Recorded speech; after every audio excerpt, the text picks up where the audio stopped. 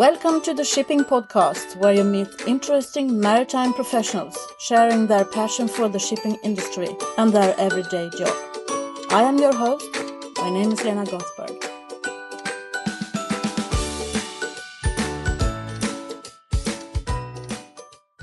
The guest on today's episode of the Shipping Podcast is Sylvia Boer, Marketing and Communications Manager at Damen Shipyards. Sylvia is a member of the WISTA the Netherlands, and we met at the WISTA International AGM and conference in Istanbul, Turkey, early October. Sylvia is the third friend of mine who gets interviewed on the Shipping Podcast, and that is a Christmas gift from me to you, to be able to listen to all these ladies that I have in my network. I get a little bit carried away by speaking to Sylvia, who is a young lady.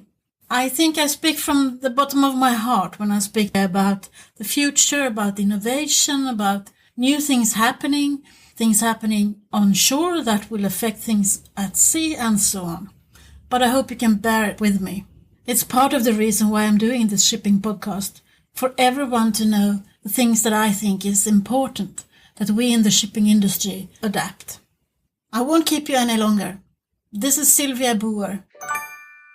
I'm Sylvia Boer from the Netherlands. I work for Damen Shipyards at the communications department as a marketing communications manager. How did you end up there? What did you do before? I started my career, basically my father works in the maritime industry, so I sort of grew up with it. I was born in a very small village, Sliedrecht, and that's where dredging was invented. IHC had a big shipyard there, still has. So it got into my veins. Yeah. I went to exhibitions with my father being a young girl, and I always saw him enjoying his job and being in an international dynamic industry where they actually produce something. So that fascinated me. And when I finished my studies, I decided I had to work in the maritime industry. So what did you study? I studied business administration and I had my master in marketing. Yeah, and then I decided let's go and discover the maritime industry. So I started with, it was then named Holland Marine Equipment, which was the association of equipment suppliers in the maritime industry. It later became Dutch Shipbuilding Association, and it's now Netherlands Maritime Technology.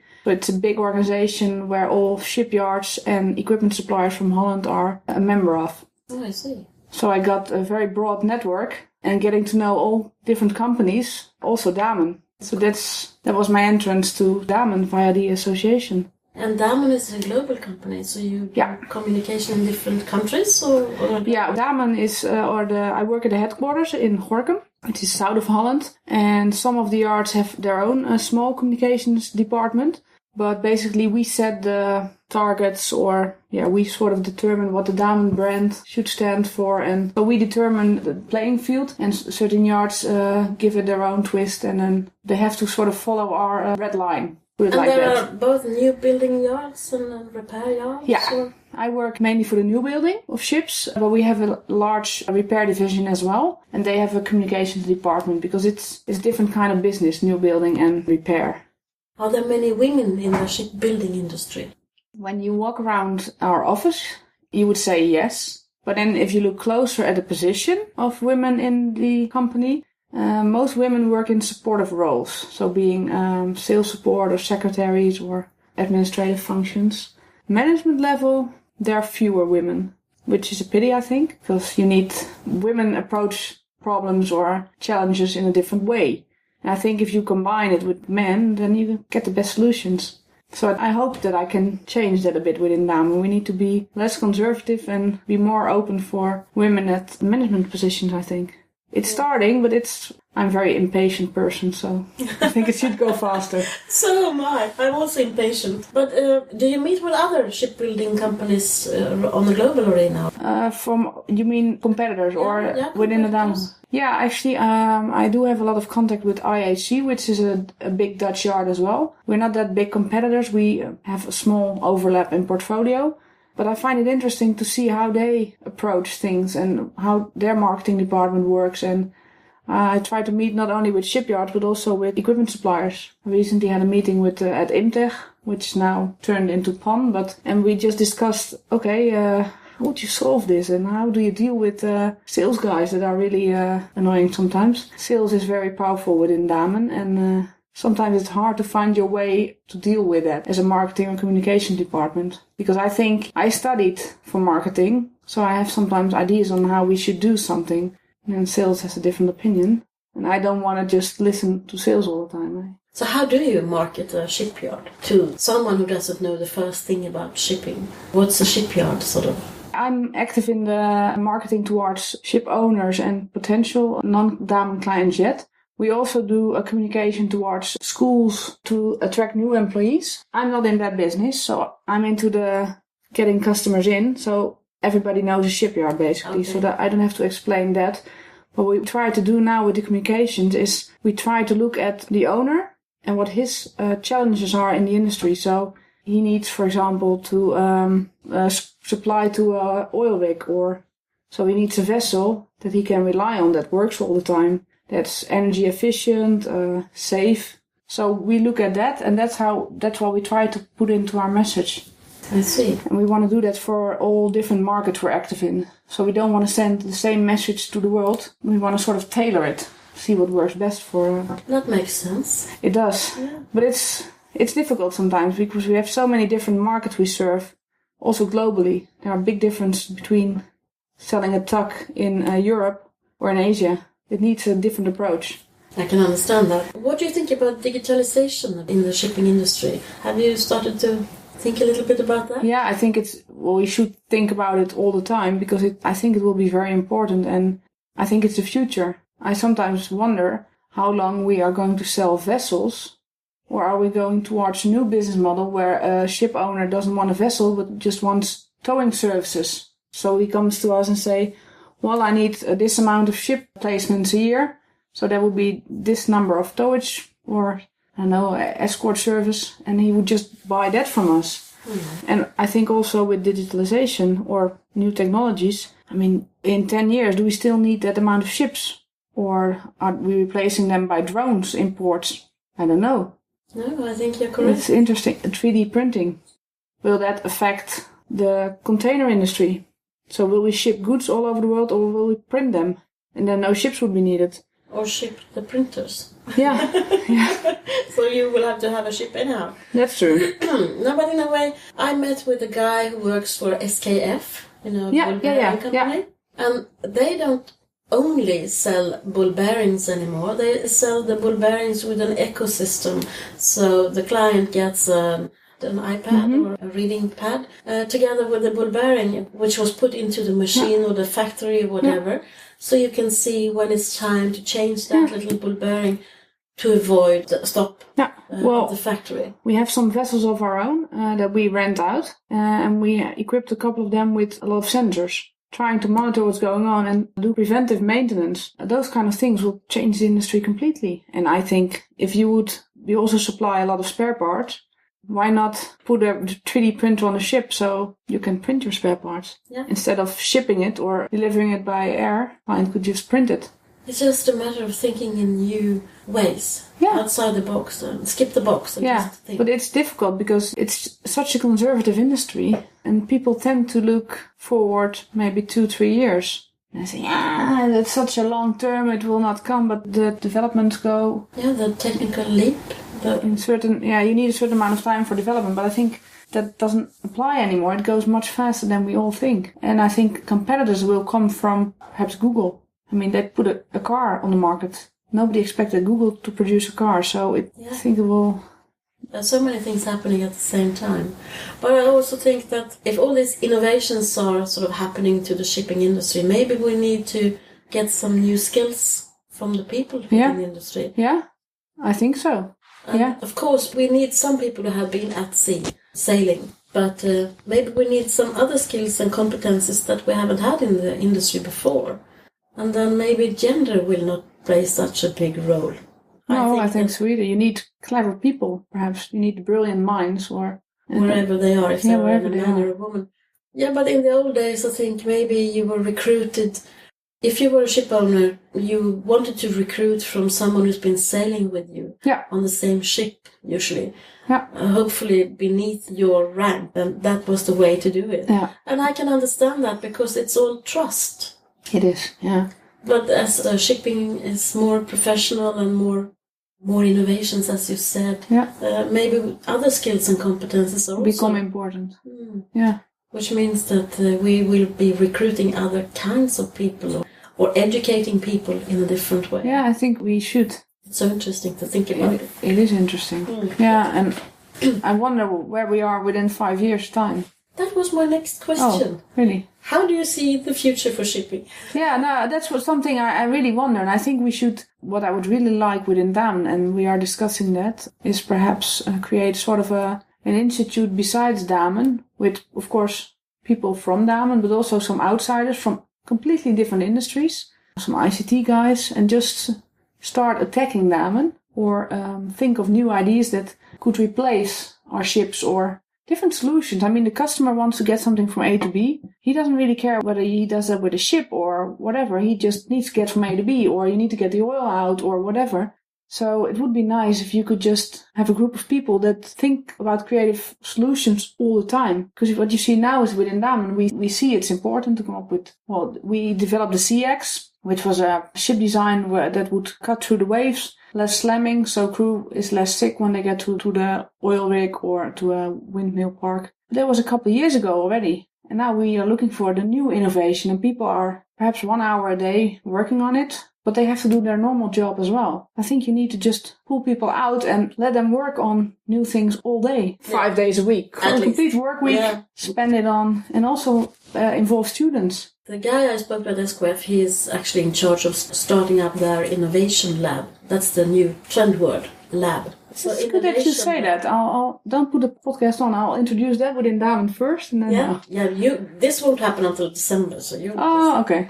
And then I also see that both Ericsson and some other large companies are starting smaller units outside the big company as startups and give them some help. And I have done a podcast with a guy who is working for a company. It's a startup, and they have now found a bottom painting without the copper in it. Okay. And his company is supported by the pharmaceutical industry, and his office is in the pharmaceutical company because the patent is something from the pharmaceutical industry. So it's a crossover thing that's happening now. That's what I'm thinking about, the aerospace industry.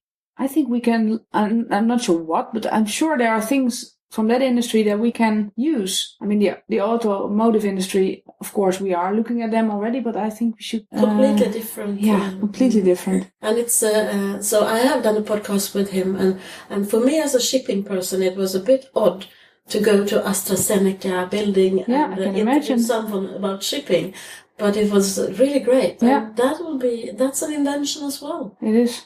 Yeah. So I think you're right there when you talk about maybe putting people into a think tank somewhere and testing things out. Yeah, and just completely ideas that might sound ridiculous. Well, why not give it a try? And if something doesn't come out of it, it's too bad.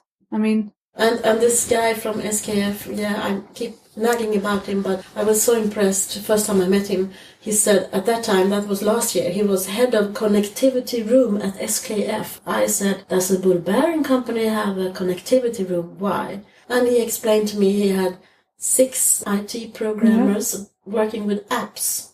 Oh, right. So they're putting apps on this pad for their clients to see what's happening with the bull bearing. And they are building the ecosystem. So you can, if you have a caterpillar in the middle of the desert working for you, you can see how it's doing, how it's functioning. Yeah. And from the connectivity room now they're going to an innovation lab. So apparently they are thinking... more like what you are saying, different... and I think you should think big. But we're not there in 5 years, are we? You're going to start it now. We're going to go back on I'm not sure whether... because it goes so fast. I think we should be there within 5 years, because otherwise somebody else will.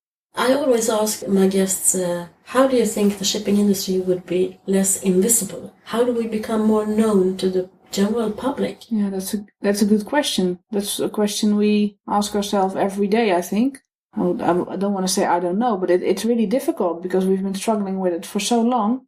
I mean, unless you are born in, like me, my father works in the industry, so obviously I know it, but outside, if I look at my friends, nobody works in the shipping industry. And when they say, what are you doing? I work at a shipyard. People are like, shipyard? We still have them in Holland? I'm like...